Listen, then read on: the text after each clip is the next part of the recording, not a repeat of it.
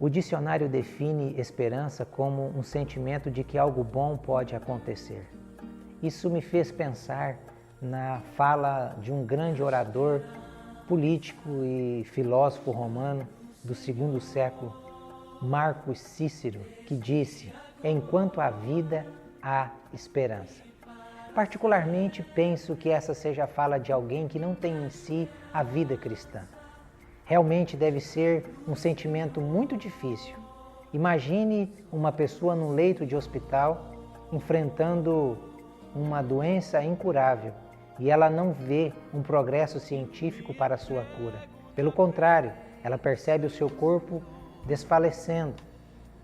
Só lhe resta uma coisa: debater-se contra a morte, porque ela não sabe o que lhe sucederá após a passagem por esta porta.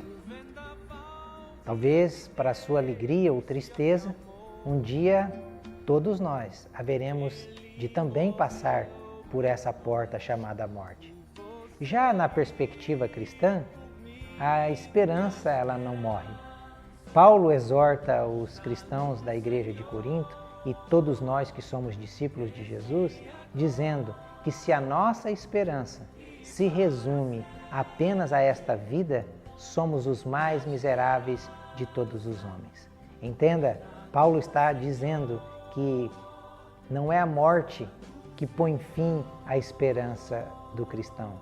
Pelo contrário, a morte é apenas a passagem, é apenas a oportunidade para que o cristão realize, concretize aquilo que ele esperava, que não é outra coisa senão o nosso retorno para a casa de nosso Pai. Então, na perspectiva cristã, esperança não é um sentimento. Esperança é uma razão de viver, é o que nos motiva à vida. Esperança é uma pessoa para nós. Vamos fundamentar a nossa reflexão sobre a esperança lendo o Salmo 62, verso 5.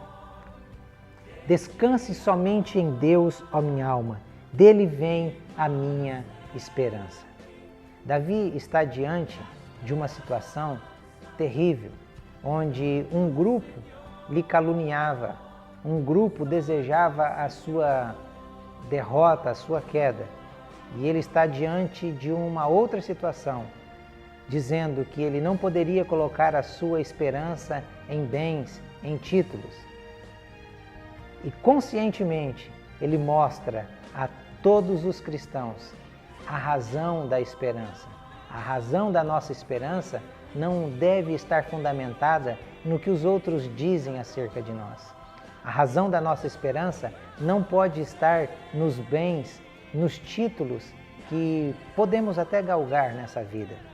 A razão da nossa esperança deve estar em Deus, deve estar naquilo que o Filho de Deus prometeu aos seus seguidores, aos seus discípulos. E a promessa mais fantástica é que onde ele estivesse, nós também estaríamos. Perceba, diante disso, no leito de morte, ainda que a enfermidade nossa não seja curada, ainda que a morte chegue, o nosso último sussurro não será um sussurro de desespero, mas será um sussurro de desligamento dessa vida e certamente ao nosso lado, neste último sussurro, teremos a presença de um ser angelical nos conduzindo aos portais celestiais.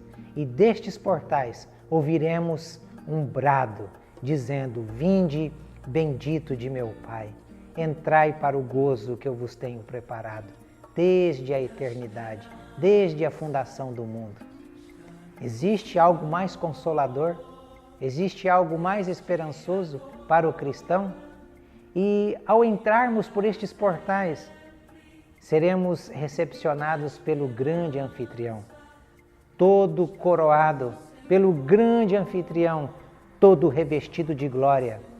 Receberemos dele um abraço, mas não sai da minha mente a figura deste Cristo glorificado, com uma toalha em suas mãos, para enxugar todas as lágrimas que foram derramadas em nossa peregrinação terrena. E após enxugar todas as nossas lágrimas, Ele nos outorgará pela sua fala, através de sua morte e ressurreição, o benefício que temos por termos acreditado nele. E o benefício não é outro senão aqui ou daqui para frente não haverá mais choro. Daqui para frente não experimentará mais dor. Daqui para frente não provará mais morte.